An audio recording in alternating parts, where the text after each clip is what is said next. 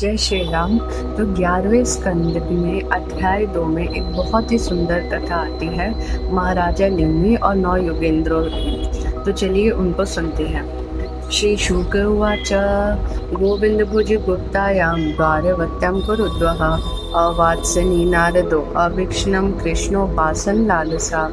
श्री सुखदेव गोस्वामी ने कहा, हे कुरुश्रेष्ठ, भगवान कृष्ण की पूजा करने के लिए उत्सुक नारद मुनि कुछ समय तक द्वारका में रहे, जो सदैव गोविंद की भुजाओं द्वारा सुरक्षित थी। कोनु राज्ञे इंद्रियवान मुकुंद चरणाभुजम ना भजते सर्वतो मृत्यु रूपस्य मरुतम्य। हे राजन, इस भौतिक जगत में वह जीवों को जीवन के प्रत्येक चरण में मृत्यु का सामना करना पड़ता है। अतः बद्ध जीवों में से कौन ऐसा है जो भगवान मुकुंद के चरण कमलों की सेवा ना करे, जो महानतम मुक्त आत्माओं के लिए भी पूजनीय है। तम केदातु देवऋषि वसुदेवो गृहागतम अर्चितम सुखमासीनाम अभिवाते द्रामविद। एक दिन देव ऋषि नारद जी वसुदेव के घर पधारे। नारद जी को यथोचित पूजा करके उन्हें आसन पर बैठाकर तथा आदर पूर्वक प्रणाम करके वसुदेव जी इस प्रकार बोले। वसुदेव जी ने कहा, हे प्रभु, आपका आगमन एक पिता के अपने बच्चों के समान सभी जीवों के कल्याण के लिए है। आप विशेष रूप से उनमें से सबसे दीन दुखी लोगों की साथ ही उन लोगों की भी सहायता करते हैं जो परम भगवान उत्तम श्लोक की ओर अग्रसर है। देवताओं के कार्यकलाप जीवों को दुख तथा सुख दोनों प्रदान करते हैं, किंतु आप जैसे महान संतों के कार्यकलाप, जिन्होंने अविनाशी भगवान को अपनी आत्मा मान लिया है, समस्त प्राणियों को सुख प्रदान करते हैं। जो लोग देवताओं की पूजा करते हैं, उन्हें देवताओं से उसी प्रकार प्रतिफल मिलता है जैसा अर्पण किया है। देवता तो कर्म के अनुचर हैं, मनुष्य की छाया की तरह, लेकिन साधु वास्तव में पतितों पर दया करते हैं। हे ब्राह्मण, यद्यपि मैं आपके दर्शन मात्र से संतुष्ट हूँ, फिर भी मैं आपसे उन कर्तव्यों के विषय में पूछना चाहता हूँ जो भगवान को प्रसन्न करते हैं। जो कोई भी मनुष्य श्रद्धा पूर्वक इनका श्रवण करता है, वह सभी प्रकार के भय से मुक्त हो जाता है। इस पृथ्वी पर पिछले जन्म में मैंने परम भगवान अनंत की पूजा की थी, जो एकमात्र मोक्ष प्रदान करने वाले हैं, लेकिन संतान प्राप्ति की इच्छा होने के कारण मैंने मोक्ष प्राप्ति हेतु उनकी पूजा नहीं की। इस प्रकार मैं भगवान की माया से मोहित हो गया। हे प्रभु, आप सदैव अपनी प्रतिज्ञा पर अडिग रहते हैं। कृपा मुझे स्पर्श निर्देश दीजिए, ताकि आपकी कृपा से मैं इस भौतिक संसार से, जो अनेक संकटों से भरा है और हमें निरंतर भय में जकड़े रखता है, सरलता पूर्वक मुक्त हो जाऊं। सुखदेव गोस्वामी ने कहा, हे राजन, देव ऋषि नारद परम बुद्धिमान वसुदेव के प्रश्नों से प्रसन्न हुए, क्योंकि वे भगवान के दिव्य गुणों का संकेत दे रहे थे। इसलिए उन्होंने नारद को भगवान कृष्ण की याद दिला दी। इस प्रकार नारद ने वसुदेव को इस प्रकार उत्तर दिया। श्री नारद जी ने कहा, हे सात्व श्रेष्ठ, आपने भगवान के प्रति जीव के शाश्वत कर्तव्य के विषय में बिल्कुल सही प्रश्न पूछा है। भगवान की ऐसी भक्ति इतनी शक्तिशाली है कि इसके करने से संपूर्ण ब्रह्मांड पवित्र हो जाता है। भगवान को की गई शुद्ध भक्ति आध्यात्मिक रूप से इतनी शक्तिशाली होती है कि ऐसे दिव्य सेवा के विषय में सुनने मात्र से, उसकी महिमा का गान करने मात्र से, उसका ध्यान करने मात्र से, उसे आदर पूर्वक तथा श्रद्धा पूर्वक स्वीकार करने मात्र से, अथवा अन्यों की भक्ति की प्रशंसा करने मात्र से, यहाँ तक कि देवताओं तथा अन्य सभी जीवों से द्वेष रखने वाले व्यक्ति भी तुरंत शुद्ध हो जाते हैं।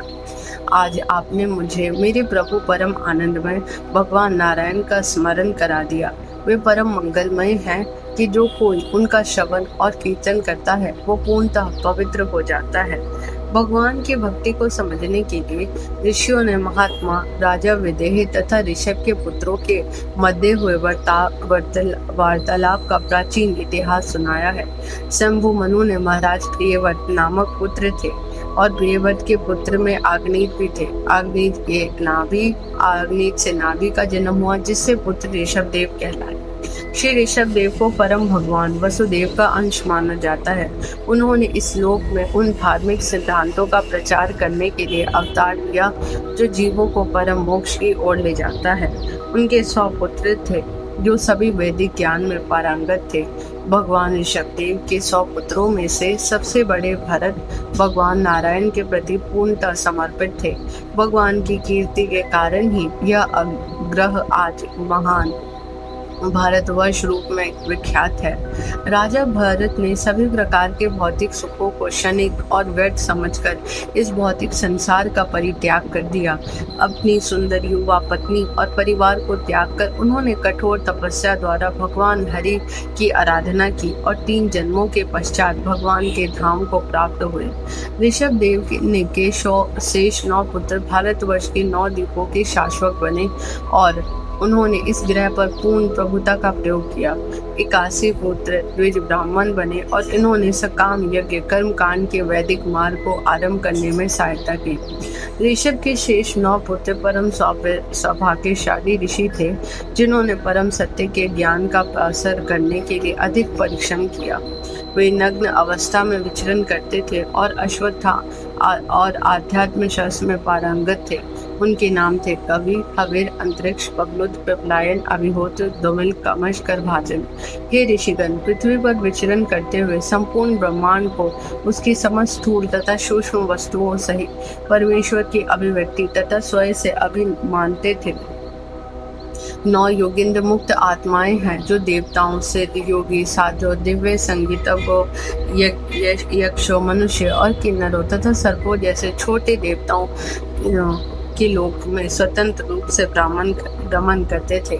कोई भी संसारिक शक्ति उनकी मुक्त गति को रोक नहीं सकती थी और वे इच्छा अनुसार ऋषियों, देवदूतों, भगवान शिव के सूत भूत अनुयायियों, विद्याधरों, ब्राह्मणों और गायों के लोकों में भी भ्रमण कर सकते थे। एक बार अजनाब पृथ्वी का पूर्व नाम में वे महात्मा महाराज निमि के यज्ञ के दर्शन करने पहुंचे जो श्रेष्ठ ऋषियों के निर्देशन में हो रहा था। हे राजन, भगवान के उन शुद्ध भक्तों को देखकर जो तेज में सूर्य के समान थे, वहां उपस्थित सभी लोग यज्ञकर्ता, ब्राह्मण तथा यहाँ तक कि यज्ञ की अग्नियां भी सम्मान पूर्वक खड़े हो गए। राजा विदेहनिमि समझ गए कि ये 9 ऋषि भगवान के परम भक्त हैं, अतः उनके शुभ आगमन पर अत्यंत प्रसन्न होकर उन्होंने उन्हें उपयुक्त आसन प्रदान किए और भगवान की पूजा के समान विधि पूर्वक उनकी पूजा की। दिव्य आनंद से अभिभूत होकर राजा ने विनम्रता पूर्वक अपना सिर झुकाया और फिर 9 ऋषियों से प्रश्न करने लगे। ये 9 महापुरुष अपने तेज से चमक रहे थे और इस प्रकार ब्रह्मा के पुत्र 4 कुमारों के समान प्रतीत हो रहे थे। राजा विजय ने कहा, मुझे लगता है कि आप भगवान के प्रत्यक्ष भक्त होंगे जो मधु नामक राक्षस के शत्रु के रूप में प्रसिद्ध है। वास्तव में भगवान विष्णु के शुद्ध भक्त अपने व्यक्तिगत स्वार्थ के लिए नहीं बल्कि समस्त बद्ध जीवों को शुद्ध करने के लिए ब्रह्मांड में विचरण करते हैं। बद्ध जीवों के लिए मानव शरीर प्राप्त करना अत्यंत कठिन है और यह किसी भी क्षण हो सकता है, किंतु मेरा विचार है कि जिन लोगों ने मानव जीवन प्राप्त कर लिया है उन्हें भी वैकुंठ के स्वामी को ये शुद्ध भक्तों की संगति बिरले ही प्राप्त होती है। अतः हे पूर्णतः निष्पाप लोगों, मैं आपसे प्रार्थना करता हूँ कि कृपा मुझे बताएं कि परम कल्याण क्या है। इस जन्म मरणमय संसार में शुद्ध भक्तों का क्षण मात्र का भी संग किसी भी मनुष्य के लिए अमूल्य निधि है। यदि आप मुझे इन विषयों को ठीक से सुनने के योग्य समझते हैं तो कृपा बताएं कि कोई व्यक्ति परमेश्वर की भक्ति में किस प्रकार संलग्न होता है। जब कोई जीव परमेश्वर की प्रेममयी सेवा करता है तो भगवान तुरंत संतुष्ट हो जाते हैं और बदले में वे उसे शरणागत आत्मा को अपनी आत्मा भी दे देते हैं। श्री नारद जी बोले, हे वसुदेव, जब महाराज निमि ने नव योगेंद्रों से भगवान की भक्ति के विषय में पूछा तब उन श्रेष्ठ महात्माओं ने राजा गोकुल के प्रश्नों के लिए धन्यवाद दिया और यज्ञ सभा के सदस्य तथा ब्राह्मण पुरोहितों की उपस्थिति में उनसे प्रेम पूर्वक बातें की। श्री कवि ने कहा, मेरा मानना है कि जिसकी बुद्धि क्षणिक भौतिक जगत के साथ अपनी झूठी पहचान के कारण निरंतर विचलित रहती है, वह केवल अच्युत परमेश्वर के चरण कमलों की पूजा करके ही भय से वास्तविक मुक्ति प्राप्त कर सकता है। ऐसी भक्ति में सारा भय पूरी तरह से समाप्त हो जाता है। अज्ञानी जीव भी यदि स्वयं भगवान द्वारा निर्देशित साधनों को अपनाएं तो अत्यंत सरलता से भगवान को जान सकते हैं। भगवान द्वारा सुझाई गई विधि को भागवतन या भगवान की भक्ति कहा जाता है। हे राजन, जो व्यक्ति भगवान की भक्ति की इस विधि को स्वीकार करता है वह इस संसार में अपने मार्ग पर कभी भी नहीं झुकेगा। आंखें बंद करके दौड़ते हुए भी वह कभी लड़खड़ाएगा या गिरेगा नहीं। बद्धजीव में अर्जित विशेष स्वभाव के अनुसार शरीर, वाणी, मन, इंद्रियां, बुद्धि ये शुद्ध चेतना से जो कुछ भी किया जाए उसे यह सोचकर परम भगवान को अर्पित करना चाहिए कि यह भगवान नारायण की प्रसन्नता के लिए है